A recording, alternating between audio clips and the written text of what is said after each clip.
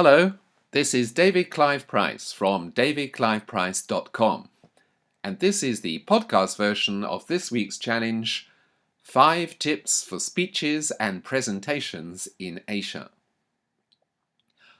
One of the business leadership skills that is most difficult for Western executives to master in Asia is the art of cross-cultural communication.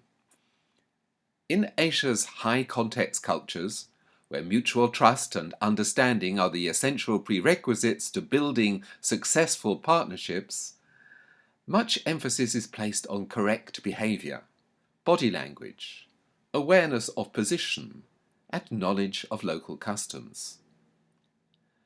For the Western businessman used to selling products and services through tightly focused presentations, or in direct negotiations that have clear goals and outcomes, communication is based largely on the lingua franca of English.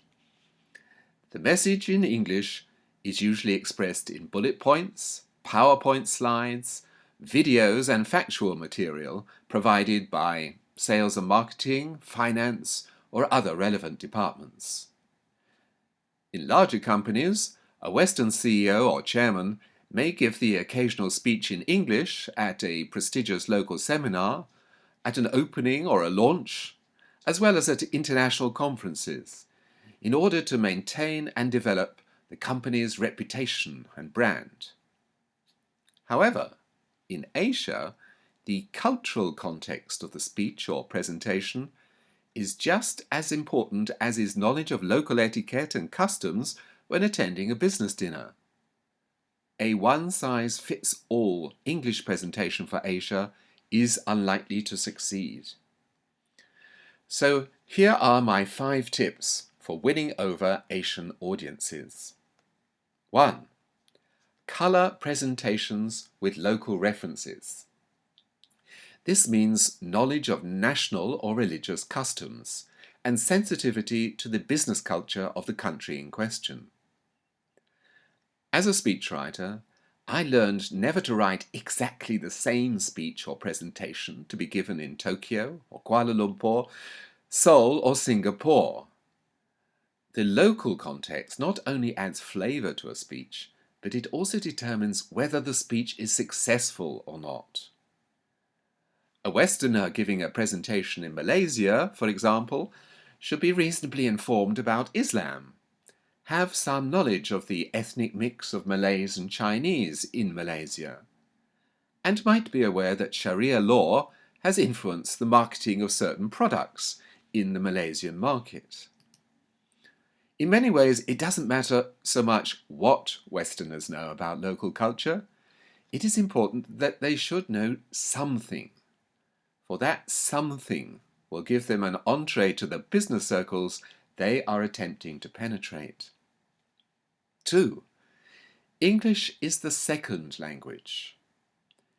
In an era of 24/7 global communications, of texting and social media, it would be easy to assume that the English language united the people of the world, and that is all that a Western business executive needs. However, in almost every Asian country outside Australia and New Zealand, the opposite is true. English is the second language, a language used in business only when interfacing with foreigners, while the national language and a host of accompanying dialects are the predominant means of communication. 3. Learn some local phrases. It is remarkable when traveling in Asian countries how readily smiles appear and doors open when a Westerner speaks a phrase in Thai or Korean, Chinese or Japanese.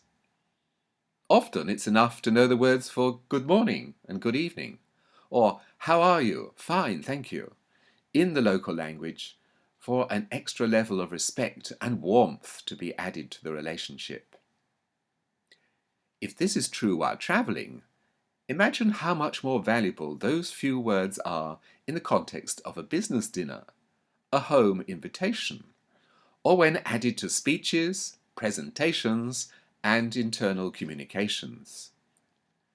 An occasional phrase or a local expression dropped into a text can generate that essential rapport between audience and speaker that makes a sale presentation or a keynote speech equally memorable.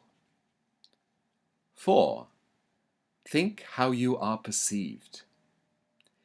In high context cultures, perception is as important, perhaps even more important, than what is said. If the way you communicate comes over as lecturing, or careless of where you are or whom you're talking to, the one-size-fits-all syndrome, your audience will not warm to you. Remember that your Asian audience may well be formulating responses to you or your message in the silences and pauses in your presentation, even when being asked a question, rather than in the more obviously amusing or applause-worthy sections.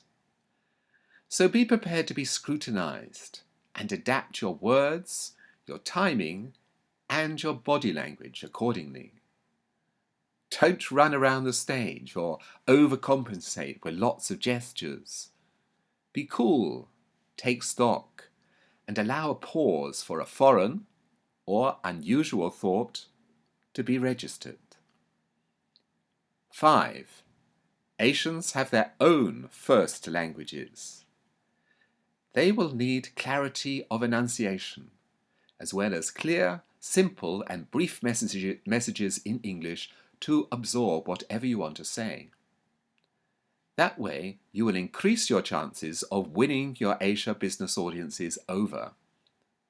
Make sure you leave them with a strong mental impression, both of your business and of you as a confident and trustworthy leader.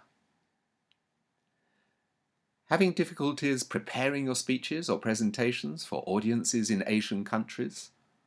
Or with writing the speeches themselves?